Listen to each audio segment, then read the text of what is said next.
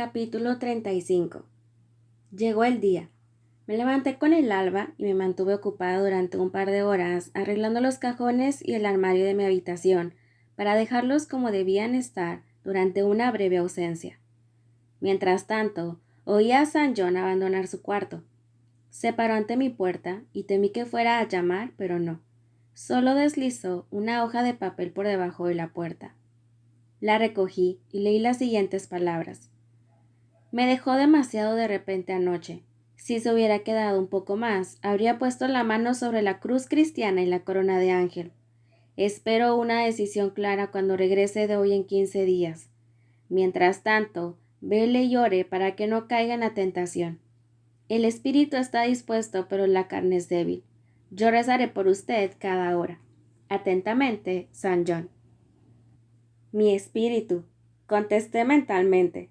Está dispuesto a hacer lo correcto, y mi carne, espero, es bastante fuerte para cumplir la voluntad del cielo, una vez ésta me sea revelada.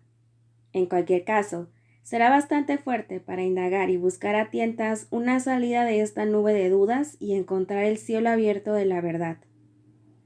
Era el 1 de junio, pero la mañana estaba nublada y fresca, y la lluvia golpeaba fuertemente contra mi ventana. Oí abrirse la puerta principal y salió San John. Mirándolo por la ventana, lo vi cruzar el jardín y adentrarse en los páramos brumosos en dirección a Whitcross, donde cogería el coche.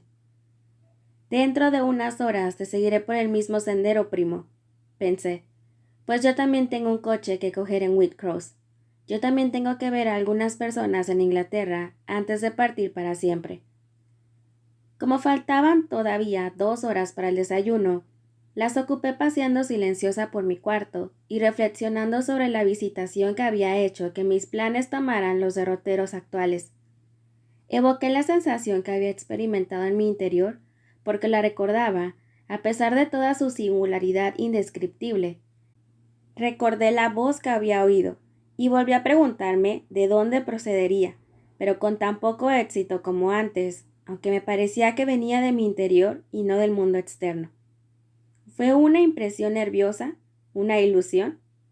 Me pregunté, pero no podía creerlo, ya que más había parecido una inspiración. La sacudida prodigiosa había llegado como el terremoto que hiciera temblar los cimientos en la cárcel de Pablo y Silas, abriendo las puertas de la cárcel de mi alma y soltando sus ligaduras, despertándola del sueño del que emergió temblorosa, alerta y espantada. Después, 3 veces vibró aquel grito en mis oídos aterrados y mi corazón sobrecogido, atravesando mi espíritu, que no se asustó ni se estremeció, sino se regocijó por el éxito jubiloso del esfuerzo que había tenido el privilegio de hacer, independiente del pesado cuerpo. Dentro de unos días, me dije al terminar de cavilar, tendré noticias de aquel que pareció llamarme anoche. Las cartas no han servido de nada, así que las reemplazaré con indagaciones personales. En el desayuno comuniqué a Diana y Mary que iba a emprender un viaje y que estaría ausente durante 4 días por lo menos. ¿Sola, Jane?, preguntaron. Sí, es para ver o tener noticias de un amigo que me preocupa desde hace algún tiempo. Habrían podido decir, como sin duda pensaban, que creían que no tenía más amigos que ellos, puesto que así se lo había dado a entender muchas veces. Pero con su delicadeza natural, se abstuvieron de hacer ningún comentario, salvo que Diana me preguntó si estaba segura de encontrarme con suficientes fuerzas para viajar. Dijo que estaba muy pálida, pero repliqué que lo único que me afligía era la inquietud que esperaba aliviar en breve. Me resultó fácil seguir con los preparativos, ya que ellas no me incomodaron con preguntas ni conjeturas. Una vez les hubo explicado que no me era posible ser explícita sobre mis planes, aceptaron con bondad y sabiduría mi reserva, concediéndome el mismo privilegio de libertad de acción que yo, en circunstancias análogas, les hubiera concedido a ellas. Salí de Moor House a las 3 de la tarde y poco después de las 4 me encontraba al pie del poste indicador de Whitcross, esperando la llegada del coche que me habría de llevar al lejano Thornfield. En medio del silencio de aquellas carreteras solitarias y las colinas desiertas, Lo oí acercarse desde una gran distancia. Era el mismo vehículo del que me había apeado una tarde de verano un año atrás en el mismo lugar. Desolada, sin esperanzas ni propósito, a un gesto mío se detuvo. Subí, sin necesidad en esta ocasión de desprenderme de toda mi fortuna para pagar el viaje. Una vez más rumbo a Thornfield, me sentía como una paloma mensajera de camino a casa. El viaje duró 36 horas. Había dejado Whitcross un martes por la tarde y el jueves por la mañana temprano se detuvo el coche para abrevar los caballos en una posada al borde del camino, situada en un paisaje cuyos verdes setos, grandes campos y bajas colinas de pastoreo me saltaron a la vista como los rasgos de un rostro antaño conocido. Qué suave y verde era todo, comparado con los austeros páramos de Morton. Me era familiar aquella campiña. Estaba segura de que estábamos cerca de mi destino. ¿A qué distancia está Thornfield de aquí?, pregunté al palafrenero. A solo 2 millas, señora, a campo traviesa. Se ha terminado mi viaje, pensé para mí. Me bajé del coche y entregué al palafrenero una valija que llevaba para que me la guardase hasta que mandara a recogerla. Pagué y di propina al cochero y me puse en camino. La luz creciente del día se reflejaba en el rótulo de la posada, donde leía en letras doradas Rochester Arms. Pegó un salto mi corazón, pues me hallaba ya en las tierras de mi señor, pero volvió a decaer con el siguiente pensamiento. Puede que tu señor esté al otro lado del Canal de la Mancha, por lo que tú sabes, y si está en Thornfield Hall, a donde te diriges tan deprisa, ¿quién más está allí? Su esposa lunática, y tú no tienes nada que ver con él. No debes atreverte a hablarle ni buscar su compañía. Has perdido el tiempo. Más vale que no sigas adelante, aconsejó mi amonestador. Pregunta a los de la posada, que te podrán decir todo lo que quieres saber para aclarar tus dudas. Acércate a ese hombre y pregúntale si el señor Rochester se encuentra en casa. Era una sugerencia sensata, pero no fui capaz de seguirla, pues temía muchísimo una respuesta que me hundiera en la desesperación. Prolongar la duda era prolongar la esperanza, y quería ver la casa una vez más bajo el rayo de su estrella. Vi la valla ante mí y los campos que atravesara ciega, sorda y enloquecida, perseguida y acosada por una furia vengativa, el día que huí de Thornfield. Antes de saber cuál iba a ser mi proceder, estaba en medio de ellos. Anduve deprisa, corriendo a ratos. Cómo deseaba ver los bosques familiares.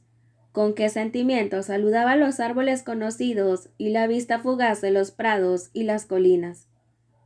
Por fin se alzaron los bosques y la grajera oscura, de donde unos graznidos estridentes rompieron el silencio de la mañana. Me colmó un extraño júbilo y seguí apresuradamente. Crucé otro campo, atravesé otro camino y allí estaban los muros del patio y las dependencias traseras, la casa aún oculta por la grajera. Mi primera vista será de la fachada principal, decidí, donde destacan las nobles almenas y puede ver la ventana del cuarto de mi señor. Quizás esté él allí, pues se levanta temprano, o quizás esté paseando en la huerta o sobre el pavimento. Si pudiera verlo, aunque fuera un momento. En ese caso, ¿estaría tan loca como para acercarme corriendo a él? No lo sé, no estoy segura. Y si lo hiciera, ¿qué ocurriría entonces? ¿A quién haría daño yo si probara una vez más la vida que me inspiraba una mirada suya? Delirio. En este momento puede que esté viendo la salida del sol sobre los Pirineos o las aguas sin marea del sur. Había bordeado el muro de la huerta y doblado la esquina donde había un portillo que daba al prado entre 2 columnas coronadas con bolas de piedra. Desde detrás de una columna podía mirar a hurtadillas la fachada de la mansión. Asomé con precaución la cabeza, ansiosa por averiguar si había alguna persiana levantada en los dormitorios, almenas, ventanas y fachada. Todo estaría a la vista desde aquel puesto recóndito. Quizás me viesen los grajos que volaban en lo alto mientras preparaba mi inspección. Me pregunto qué pensarían. Debieron de pensar que al principio actué con mucho cuidado y timidez, haciéndome poco a poco más atrevida y temeraria. Me asomé, miré fijamente y después salí de mi escondite para adentrarme en el prado, deteniéndome de pronto frente a la gran mansión para contemplarla largo y tendido. ¿Por qué fingiría timidez al principio? Podrían preguntarse, ¿y por qué demuestra indiferencia ahora? Escucha esta explicación, lector. Un amante encuentra a su amada dormida en un lecho de musgo y quiere contemplar su bello rostro sin despertarla. Avanza sigiloso por la hierba, cuidando de no hacer ruido. Se para, creyendo que se mueve, y se retira, temeroso de ser visto. Todo está inmóvil. Avanza de nuevo, se inclina sobre su rostro cubierto por un fino velo que levanta, y se inclina más, los ojos anticipándose a la hermosa visión, cálida, lozana, preciosa, con el sueño. Su primera mirada es rápida, pero al fijar la vista se sobresalta. De repente coge en sus brazos con fuerza la forma que hace un minuto no se atrevía a tocar con el dedo. Grita su nombre, la deja caer y la contempla enloquecido. La agarra, grita y mira. No teme ya despertarla con ningún sonido, con ningún movimiento. Creía que dormía pacíficamente a su amada y la encuentra muerta como una piedra. Yo miré con tímido júbilo una mansión. Lo que vi fue una ruina ennegrecida. No hacía falta esconderse tras una columna, ni mirar a hurtadillas las ventanas por si alguien se movía dentro. No hacía falta escuchar por si se abría alguna puerta, ni imaginar pisadas en el pavimento o la gravilla. El césped, todo el jardín estaba devastado, la casa vacía. La fachada era, tal como una vez la viera en sus sueños, una mera cáscara, alta y frágil, horadada por los huecos de las ventanas sin cristales, sin tejado, sin almenas, sin chimeneas, todo derrumbado. Estaba envuelta en un silencio de muerte y una soledad total. No era de extrañar que las cartas dirigidas aquí no recibieran respuesta. Habría dado lo mismo enviarlas a la cripta de una iglesia. La negrura siniestra de las piedras delataba la causa de la caída de la mansión. Un incendio. Pero, ¿cómo ocurrió? ¿Qué historia había tras este desastre? ¿Qué pérdidas causaría, además de la de la argamasa, el mármol y la madera? ¿Se habrían perdido vidas además de bienes? ¿Y qué vidas? Tremenda pregunta, y nadie había para contestarla, ni una señal muda, ni un signo tácito. Deambulando por los muros destrozados y el interior despedazado, me convencí de que la calamidad no había sido reciente. Aquel arco vacío, pensé, había sido traspasado por las nieves del invierno, y las ventanas huecas arandeadas por las lluvias hibernales, porque la primavera había favorecido la vegetación en medio de los húmedos montones de desperdicios, dejando brotes de hierba y una maleza aquí y allá, entre las piedras y las vigas caídas. ¿Y dónde estaría, mientras tanto, el infortunado dueño de estas ruinas? ¿En qué tierras? ¿Bajo qué auspicios?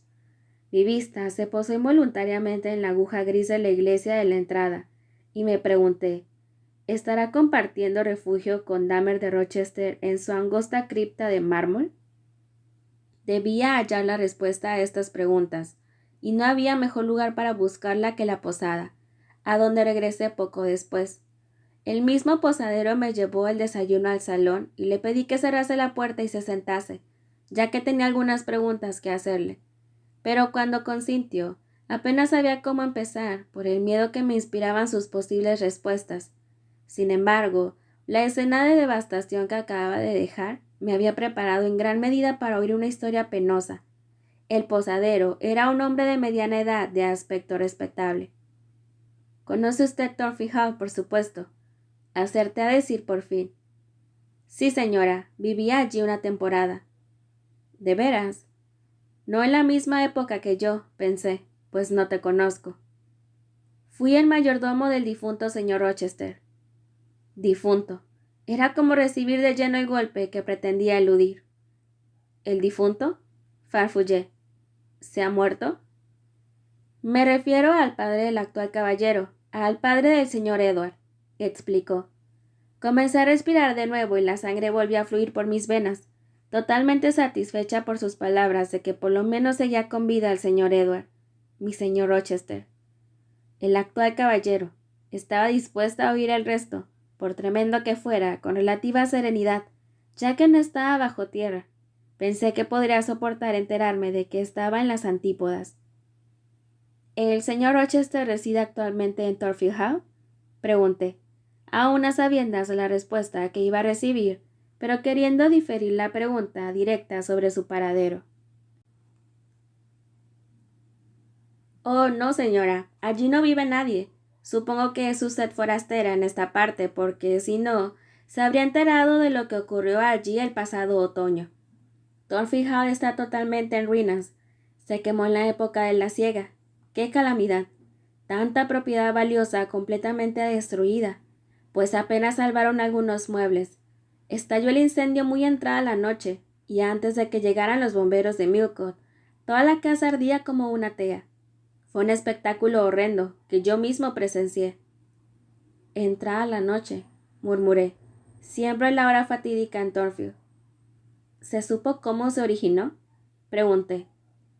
Lo supusieron, señora. Es más, creo que se comprobó sin ninguna duda. Quizás sepa usted, continuó, acercando un poco más su silla a la mesa y hablando con voz queda, que había una señora, una loca, viviendo en la casa. Algo he oído al respecto. Se la mantenía bien encerrada, señora. Durante años la gente no sabía a ciencia cierta si existía realmente. Nadie la había visto, pero había rumores sobre la existencia de tal persona en la casa, aunque era difícil imaginar quién sería. Decían que el señor Edward la había traído del extranjero, y algunos pensaban que había sido su querida. Pero hace un año ocurrió una cosa extraña, muy extraña. Temí que me fuera a contar mi propia historia, por lo que intenté hacerlo volver al acontecimiento principal. ¿Y esta señora? Esta señora resultó ser la esposa del señor Rochester. Se descubrió de la forma más peculiar. Había una joven institutriz en la casa, y el señor Rochester se enamoró. ¿Y el incendio?, sugerí. Ya llego, señora. El señor Edward se enamoró de ella. Los criados dicen que nunca han visto a nadie más enamorado que él de ella. La perseguía constantemente. Lo vigilaban, como tienden a hacerlo los criados, señora, y vieron que la quería más que nada, aunque nadie más que él la consideraba guapa. Era muy poca cosa, casi una niña, dicen. Personalmente nunca la vi, pero he oído hablar de ella a Lía, la doncella que la apreciaba mucho. El señor Rochester tenía unos 40 años y la institutriz no llegaba a los 20. ¿Y sabe usted? Cuando los caballeros de esta edad se enamoran de una jovencita, están como hechizados, y éste se empeñó en casarse con ella. ¿Puede usted contarme esta parte de la historia en otra ocasión?, dije. Ahora me interesa especialmente saber los detalles del incendio. ¿Sospecharon que la lunática, la señora Rochester, tenía algo que ver? Ha dado en el clavo, señora. Se sabe que fue ella y nadie más que ella quien lo provocó. Tenía una mujer para cuidarla, que se llamaba la señora Poole. Una señora capacitada, que a su manera, y muy de fiar, excepto por un defecto, bastante corriente entre las enfermeras y las matronas. Tenía siempre con ella una botella de ginebra, y de vez en cuando tomaba más de la cuenta. Se le puede perdonar, pues era una vida muy dura, pero así y todo era peligroso, porque cuando se dormía la señora Poole, repleta de ginebra con agua, la loca, astuta como una bruja, le cogía las llaves del bolsillo, salía de su cuarto y se ponía a vagar por la casa, haciendo todas las diabluras que le pasaban por la cabeza. Dicen que una vez casi quema vivo a su marido mientras dormía, pero no sé nada de eso. Sin embargo, aquella noche prendió fuego primero a las tapicerías del cuarto que lindaba con el suyo. Después fue al piso de abajo, y se dirigió al dormitorio que había sido de la institutriz, como si supiera de alguna forma lo que había ocurrido y le guardara rencor, y prendió fuego a la cama. Pero afortunadamente no había nadie durmiendo allí. La institutriz se había escapado 2 meses antes, y por mucho que la buscara el señor Rochester como si fuese la cosa más valiosa que tenía en el mundo, nunca supo una palabra de ella, y se puso furioso, enloquecido de desilusión. Nunca fue un hombre apacible, pero se volvió peligroso después de perderla a ella. Quiso estar a solas, por lo que envió lejos a la señora Fairfax, el ama de llaves, con unos familiares, pero se comportó con liberalidad, asignándole una pensión vitalicia, que ésta merecía, Por otra parte, pues era una muy buena mujer. La señorita Adele, una pupila suya, fue enviada a la escuela, cortó sus relaciones con sus amigos acomodados y se encerró en la casa como un ermitaño. ¿Qué? ¿No se marchó de Inglaterra? Marcharse de Inglaterra. Válgame Dios, no. No quería cruzar el umbral de la casa, salvo por la noche, cuando paseaba como un fantasma por el jardín y la huerta, como si hubiera perdido el juicio, que, en mi opinión, era cierto, porque antes de que la mosquita muerta de la institutriz lo fastidiara, no puede usted imaginarse un caballero más intrépido o de más carácter, señora. No era un hombre al que le diera por la bebida, las cartas o las carreras de caballos como algunos. Y tampoco era muy guapo, pero tenía valor y voluntad propia como pocos. Verá usted, lo conozco desde que era niño, y por mi parte, más de una vez habría deseado que se hubiera hundido en el mar la señorita Eyre antes de venir a Thornfield Hall. Entonces, ¿se hallaba en casa el señor Rochester cuando se declaró el incendio? Sí, desde luego que sí, y subió al ático en medio del fuego para sacar a los criados de la cama y ayudarlos a bajar, y después subió de nuevo para sacar a su esposa loca de su celda. Y luego le gritaron que ella estaba en el tejado, donde agitaba los brazos sobre las almenas, gritando de manera que se la oía a una milla de distancia. Yo la vi y la oí con mis propios ojos. Era una mujer grande con el pelo largo y negro, que vimos ondular contra las llamas. Yo vi, con varios más, cómo subió por la claraboya al tejado el señor Rochester, y lo oímos gritar: «¡Berta!». Lo vimos acercarse a ella, y luego ella chilló y pegó un salto, y un minuto después quedó aplastada contra el suelo. ¿Muerta? ¿Muerta? Sí, tan muerta como las piedras salpicadas con sus sesos y su sangre. ¡Santo Dios! Ya puede usted decirlo, señora, fue espantoso. Se estremeció. ¿Y después? Insistí. Bien, señora, la casa se quemó hasta los cimientos y solo quedan unos trozos de pared. ¿Se perdieron más vidas? No, aunque quizás habría sido mejor. ¿Qué quiere usted decir? El pobre señor Edward, exclamó. Nunca pensé ver nada igual. Algunos dicen que se llevó su merecido por mantener en secreto su primer matrimonio y querer casarse con otra mientras vivía su mujer, pero yo lo compadezco desde luego. ¿Ha dicho usted que vive?, exclamé. Sí, sí, está vivo, pero muchos piensan que estaría mejor muerto. ¿Por qué? ¿Cómo? Se me helaba la sangre otra vez. ¿Dónde está?, pregunté. ¿Está en Inglaterra? Sí, está en Inglaterra. Ya no puede marcharse de Inglaterra, me figuro. Está clavado aquí. ¿Qué sufrimiento era este, que el hombre se empeñaba en prolongar? Está ciego como un topo, dijo por fin. Sí, ciego como un topo, el señor Edward. Había temido lo peor. Había temido que se hubiera vuelto loco. Hice acopio de fuerzas para preguntar por la causa de esta desgracia. Todo se debe a su valor, y se podría decir a su bondad en cierta manera, señora. Se negó a abandonar la casa hasta que todos los demás hubieran salido. Al bajar finalmente por la gran escalera, después de retirarse de las almenas, la señora Rochester, hubo un gran estruendo y se cayó todo. Lo sacaron de entre las ruinas, vivo pero malherido. Había caído una viga que lo protegió en parte, pero perdió un ojo, y tenía una mano tan destrozada que el señor Carter, el cirujano, se vio en la necesidad de amputarla enseguida. Se infectó el otro ojo y lo perdió también. Ahora está indefenso, ciego y mutilado. ¿Dónde está? ¿Dónde vive ahora?